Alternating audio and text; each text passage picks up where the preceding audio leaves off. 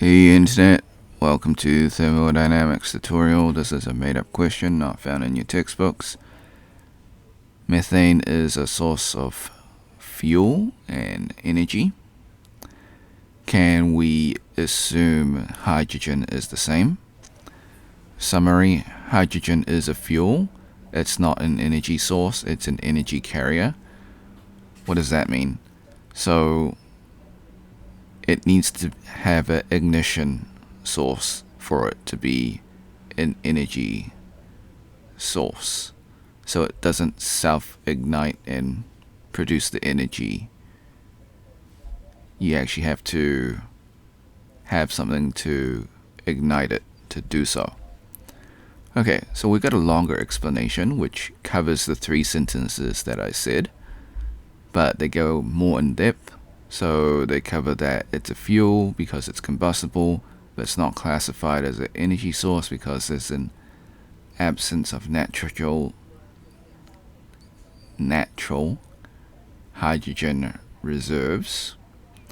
It can be produced from water using other energy sources like solar and nuclear.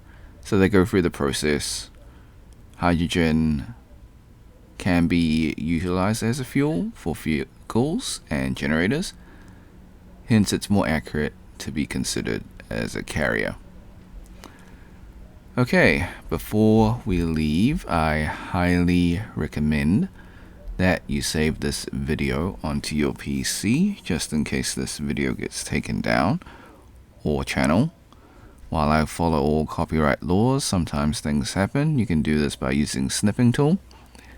Click on your icon in your taskbar. If it's not in the taskbar, click on Windows Search, type in snipping tool. Once you have it open, click on video option, click on new, left click drag the rectangle to cover the YouTube screen. This is just an example.